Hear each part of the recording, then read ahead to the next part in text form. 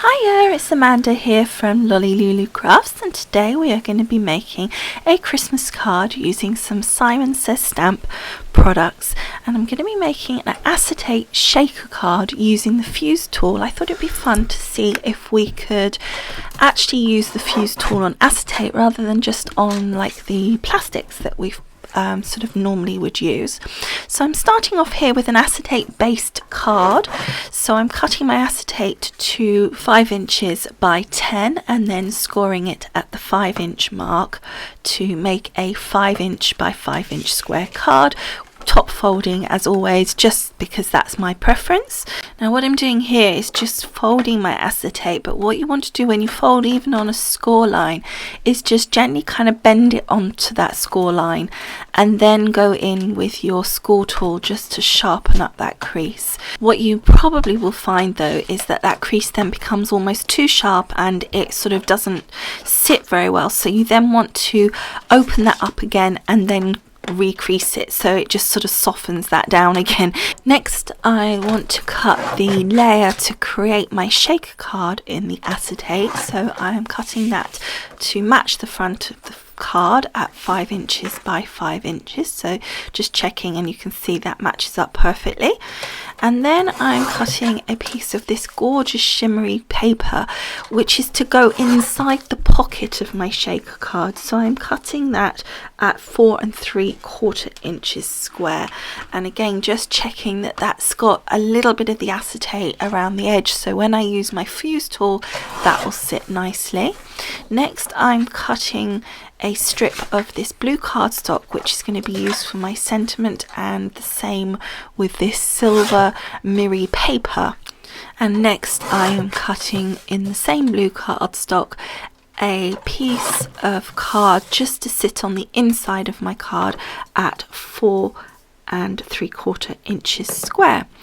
So that's all our cutting prep done. So now I am going to do some stamping using this Simon Says Stamp Sending and Wishing stamp set, and it's almost a second half of a sentiment here because I'm going to die cut the first part of the sort of sentence. So what I'm doing here is I'm going to emboss this part in some silver embossing powder, and then my sentiment die cut part of my sentiment is going to be in the silver mirror, so that's all going to connect together really well. So I'm just stamping this down using my Versamark. You would have seen just now I just powdered over the piece of cardstock first just to ensure that there were no sort of fingerprints that would get any embossing powder on.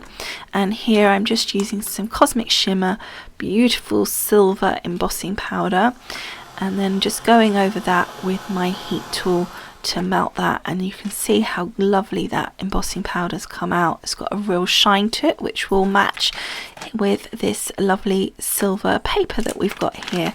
So this is the complementary die to that stamp set, and I'm using here the Wishing. You can also have a Sending. There's 2 I think dies. Well, I know that there is 2 dies but I don't know if there's more than 2, and so I'm using the Wishing one, and as you can see it has turned out really nice in that silver paper. So now we're going to start prepping to make our fuse shaker pocket. So I'm going to just stick this piece of paper down using a bit of tape just so that it holds it in place and doesn't sort of wriggle around when I'm trying to fuse the edges, the 3 edges of my acetate.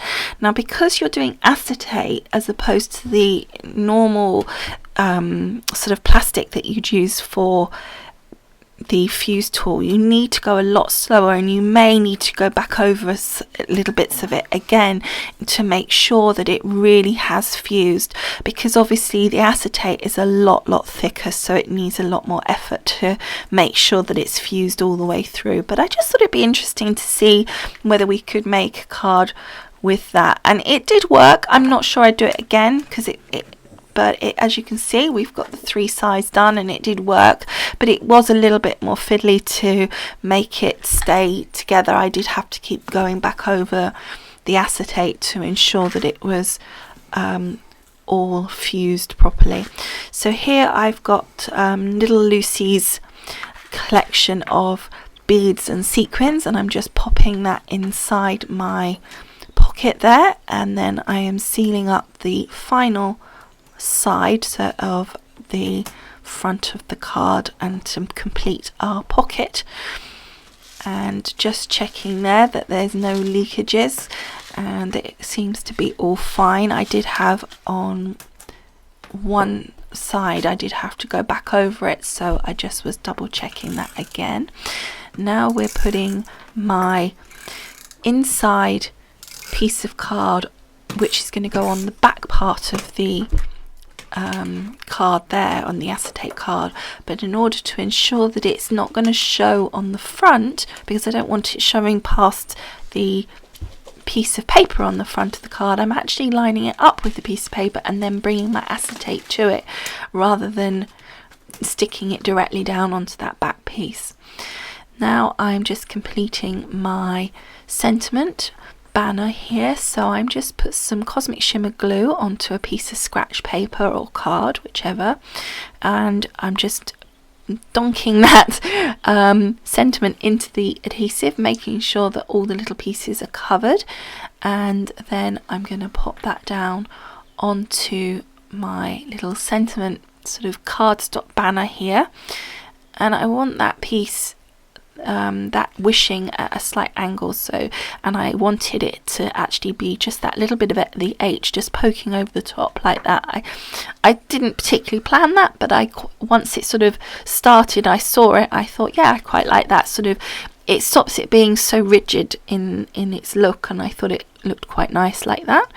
However, when I popped it up against the card here, I did feel it was a little bit too deep, from top to bottom, as it were, so I've just gone in and just chopped it a little piece off the bottom there, so the final blue panel there will be 5 inches across by 1¼ inches down, if you're keeping note of measurements. And then I didn't cut it to the right width at this point, but I did put some Cosmic Shimmer glue across where I thought it was likely to be. And then you can see there was obviously a piece poking out on each side, so after I've stuck that down enough and the glue has adhered, I'm just going to take my scissors and snip off the excess of those two sides like so, and then it's easier to do it that way than to cut it to size and hope that it's in the right place. I find I always prefer with things like that to make sure that I have it longer and then cut it to size, because you know then it's going to be absolutely perfectly sized. And then as a final touch, I'm just taking a couple of the sequins from the same sequins that were on the inside, the Lucy set. I don't remember the actual name of this collection, but she changes them so frequently anyway, so I don't think it probably matters. But as I say, I'm just taking a couple of those, and I literally just put some random dots of my Cosmic Shimmer and pop them down, and that is our card finished. And I think that looks so pretty, and I hope you do too. So that is it for today. I hope you've enjoyed making this card with me. Don't forget, if you want to see lots of photos of the finished card, if you're on YouTube, click on the link below this video where it says show more. It opens up and there'll be a link to the corresponding blog post, and it will show you lots of photos and information. Okay, so thank you so much for watching, and I will see you again soon. Bye for now. Bye.